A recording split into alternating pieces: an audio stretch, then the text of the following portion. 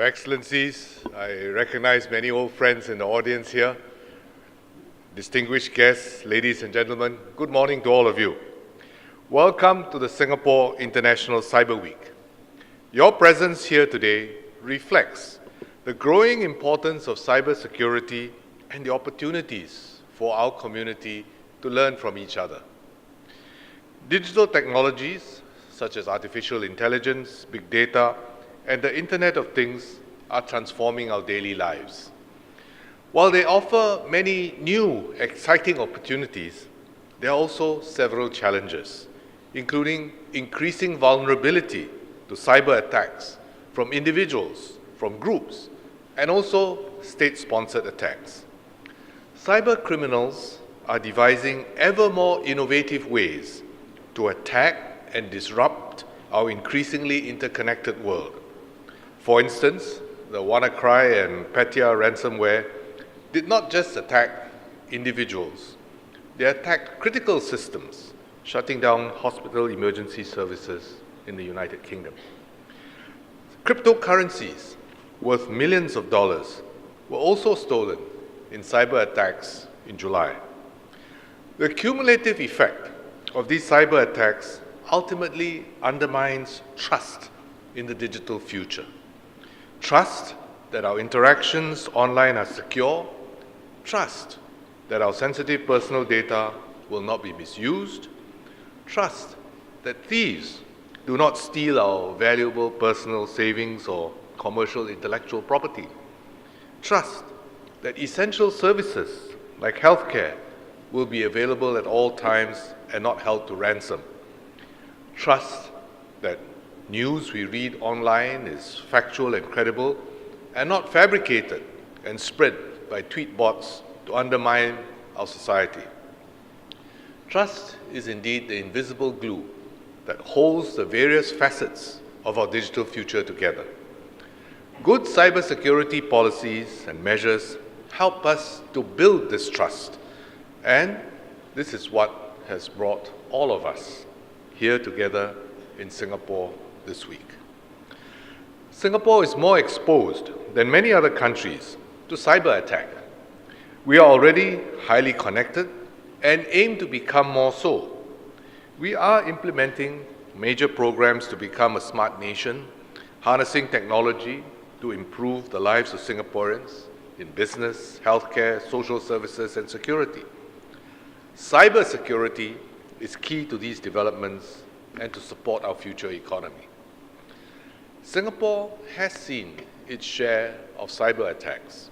In May this year, we found evidence of advanced persistent threats in the IT systems of a few of our universities.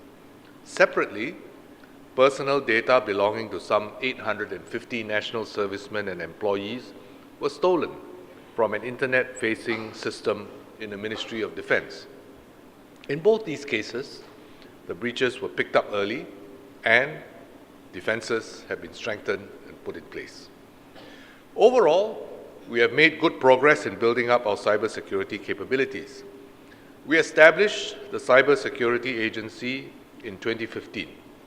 CSA has just achieved full operating capability after successfully carrying out its first exercise involving all 11 critical information infrastructure sectors in Singapore. But of course, there is a lot more that needs to be done.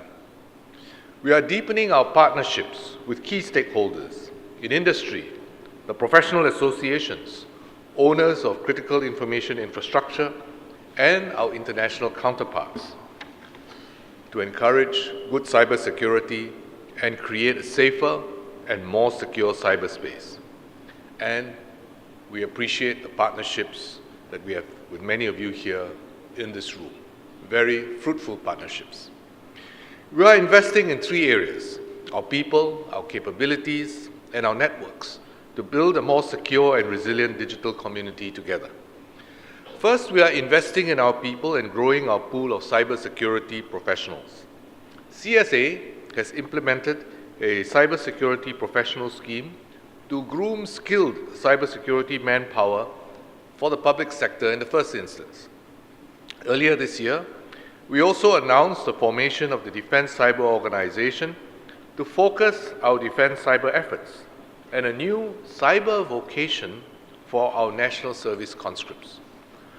I'm happy to announce that CSA will develop a new academy to train cybersecurity professionals. The CSA Academy will partner leading industry players to train those in government and critical information infrastructure sectors.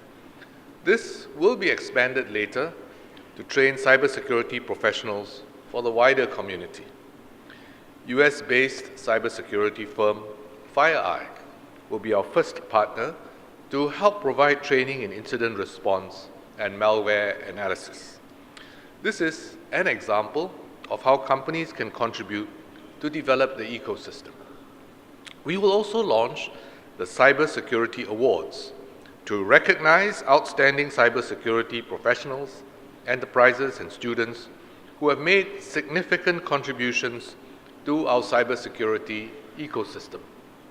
The awards are organized by the Association of Information Security Professionals and supported by CSA and 6 other professional and industry associations.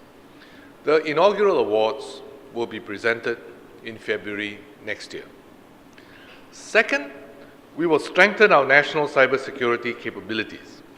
As I mentioned earlier, in July this year, we conducted Exercise Cyber Star to test the emergency incident response capabilities of the lead agencies of all 11 of our CII sectors, ranging from energy, water, transport, health, and financial sectors. A priority is to strengthen the resilience of our physical infrastructure. Cyber attacks affect not only the cyber domain, but also the provision of essential services in the physical world, affecting our daily lives. The government is thus developing a new cybersecurity bill to provide regulatory powers to strengthen the resilience of our critical information infrastructure and essential services. This bill will enable us to take preemptive action to protect against cyber threats and improve our capability to respond to incidents. This will enable Singapore to achieve its vision of a smart nation and a trusted place to do business. The government has consulted widely on the draft bill and has received much useful feedback.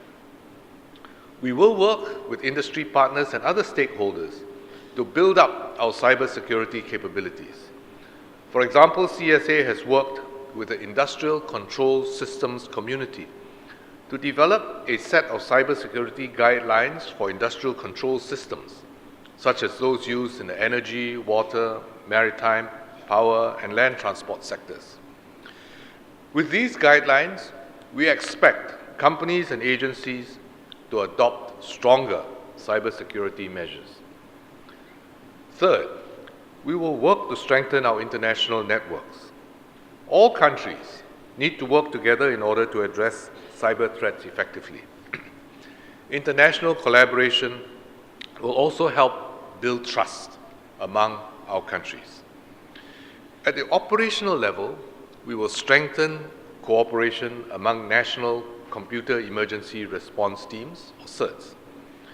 When WannaCry happened, there was a lot of exchange of information, and that assisted greatly in the rapid response. CSA exchanged insights with the UK and shared our analysis with those in the Asia-Pacific CERT community. Last year, CSA discovered some active malware targeting a particular vulnerability.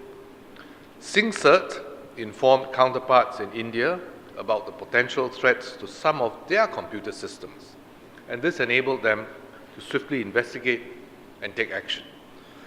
Such partnerships will allow us to better deploy our limited resources and speed up our responses collectively to counter increasingly sophisticated cyber threats. There is another important aspect of international cooperation which we should work together on. Some of our CIIs have impact beyond our shores, and they in turn depend on CIIs located in other countries. These are supranational CIIs and include global payment systems, port operation systems, and air traffic control systems. We can coordinate our efforts to conduct regular exercises to validate our collective ability to respond to threats against supranational CIIs, working across countries and sectors. Singapore is a strong advocate of global efforts such as the Global Forum for Cyber Expertise, where we actively contribute to cyber capacity building in our region. At the policy level, countries are working on global cyber norms, which help build trust in cyberspace, especially in the protection of supranational CIIs. We have made an encouraging start within ASEAN, with 2 runs of the ASEAN Ministers' Meeting on Cybersecurity. The AMCC recognized the need for ASEAN leaders to adopt a common set of norms. I'm glad that there is keen interest from ASEAN member states to coordinate and work on regional cyber policy norms via both AMCC and other established ASEAN platforms with our dialogue partners. I look forward to this being taken further when Singapore chairs ASEAN next year.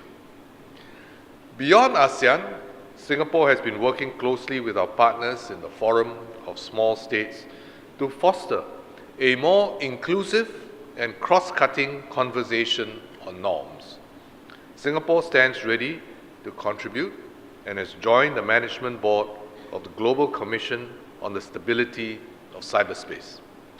This is a key platform for Singapore to collaborate with our international and our ASEAN partners. The International Cyber Leaders Symposium later this afternoon will be part of this effort. I'm glad that the UN Office of Disarmament Affairs, which currently has competence over cybersecurity matters, has been supportive of Singapore's contributions. By investing in our people, capabilities, and international networks, I'm confident that we can raise the overall quality of cybersecurity in Singapore, advance our vision of being a smart nation, and contribute to regional and international efforts to build a safer and more secure cyberspace. Good cybersecurity practices enable and build trust, and mutual trust will allow us to build a secure and resilient digital community together. To all our overseas friends, we value your friendship and your partnership. Do have a fruitful stay in Singapore and a fruitful Singapore International Cyber Week. Thank you very much. Thank you, Deputy Prime Minister.